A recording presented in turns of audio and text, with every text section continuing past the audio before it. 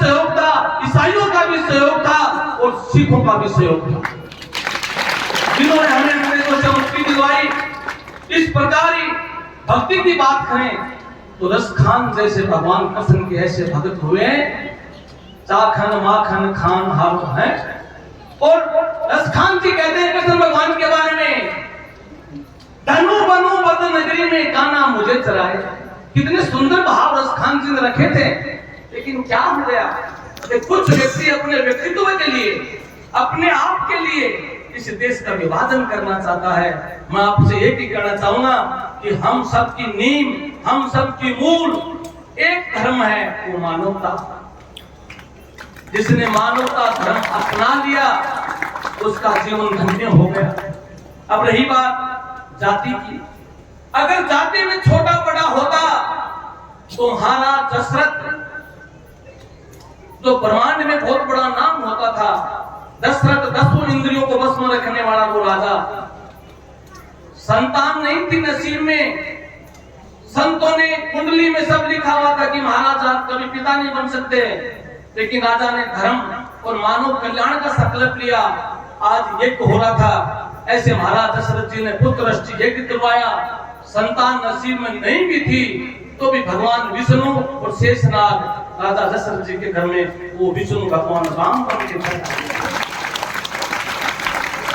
फिर भी हम अगर जाति की बात करें तो राजा दशरथ के 4 पुत्र और वर्णकुल में पैदा हुए महर्षि वाल्मीकि जी।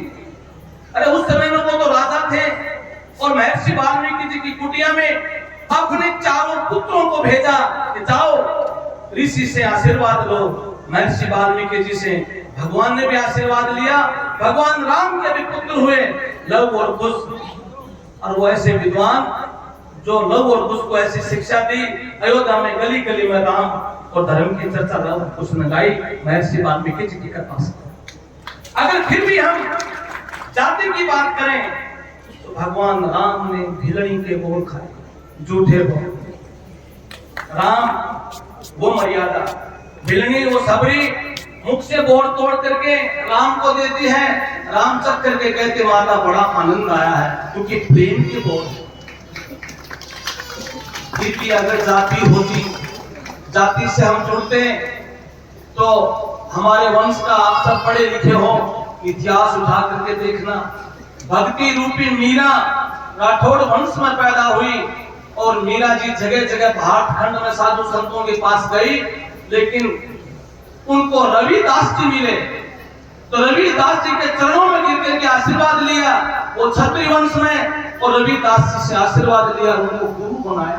कहां थी वो जाति और वो मीरा की आज हम तो पाई।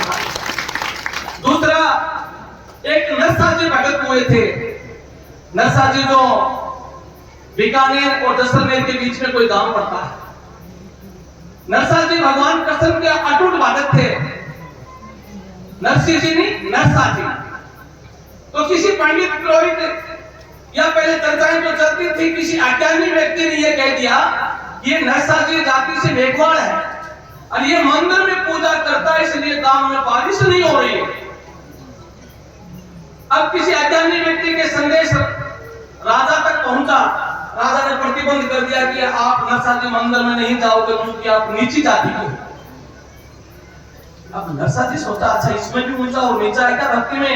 अरे भक्ति में ऊपर नीचा होता तो भगवान भी 2 धरती बनाता, 2 चंद्रमा बनाता, 2 सूर्य बनाता, अलग अलग हवा करता और ब्राह्मण और क्षत्रिय इस धरती पर चलते, बाकी बेचारे ऊपर चलते। नहीं है, इसने 5 तत्व बनाए, 5 तत्वों में सबको जोड़ करके मानव का निर्माण किया, जिससे भगवान का हो।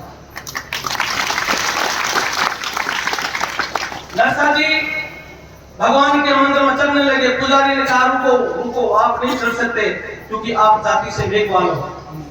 तो क्या हुआ? मेघवाल हरिजन समाज से कहते कहीं नहीं समझते, कई जगह अलग अलग नाम होते हैं। आप नहीं चल सकते। उन्होंने क्या क्या गलती कर दी मैंने कि आप नहीं चल सकते? आपके मंदिर में चढ़ने से बारिश नहीं हो रही है।